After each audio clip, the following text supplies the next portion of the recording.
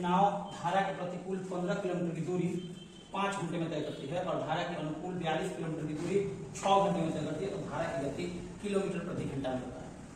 प्रतिकूल यानी कि अपस्ट्रीम और अनुकूल यानी कि डाउनस्ट्रीम।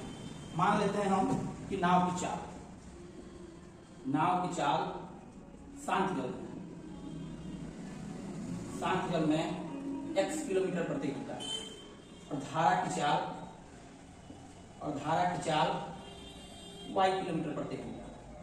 अब दिया गया है कि एक नाव धारा के प्रतिकूल 15 किलोमीटर 5 घंटे में तय करता है। धारा के प्रतिकूल, तो धारा के प्रतिकूल यदि नाव चलेगा मतलब अपस्ट्रीम का मतलब यदि धारा इधर बढ़ रही है तो नाव इसके विपरीत इधर चल रही है। ऐसी स्थिति में इसको हम अपस्ट्रीम कहते हैं, प्रतिकूल कहते हैं। तो धारा के प्रतिकूल 15 किलोमीटर यदि 5 घंटे में जाता है, 15 किलोमीटर 5 घंटे में जाता है तो स्पीड कितना हो जाएगा? 15 किलोमीटर यदि 5 घंटे में जाता है तो 15 किलोमीटर डिस्टेंस हो गया और टाइम हो गया आपका 5 घंटे। तो स्पीड डिस्टेंस बटा टाइम यानी कि 5 तेज 15, स्पीड हो गया 3 किलोमीटर प्रति घंटा।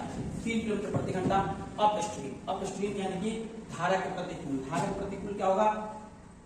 नाव के स्पीड में से धारा का स्पीड घटाना पड़ेगा। तो धारा का प्रतिकूल दे दिया गया है 3 किलोमीटर प्रति घंटा चाल है धारा के प्रतिकूल। आगे बोला है कि 42 किलोमीटर की दूरी धारा के अनुकूल 6 घंटे में, तो 6 घंटे में 42 किलोमीटर की दूरी तो 742 यानी कि धारा के अनुकूल स्पीड है तो x + y यानी कि धारा के अनुकूल का मतलब हुआ जिधर धारा चलेगी उधर ही नाव चलेगी।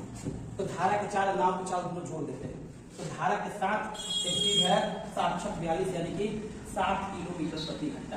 यहाँ से हमसे पूछा है कि धारा की गति बताइए, धारा की गति किलोमीटर प्रति घंटा में क्या होगी? तो धारा की गति बताना यानी कि y बताना, तो आप यहाँ से इक्वेशन सॉल्व कर सकते हैं। घटा दीजिएगा, x से x कट जाएगा और ये y जुड़ जाएगा। आप इसको इक्वेशन को सॉल्व कर सकते हैं।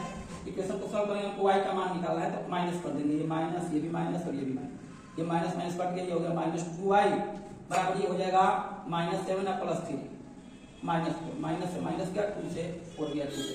तो y बराबर 2 किलोमीटर प्रति घंटा।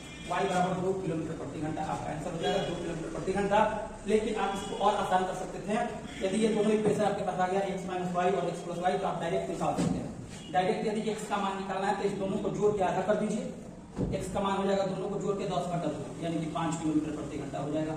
और यदि धारा की चाल निकालना है तो सीधा y निकालना है, y निकालने के लिए घटा दीजिए, 7 में से 3 गया 4/2 तो ये आ जाता है 2 किलोमीटर।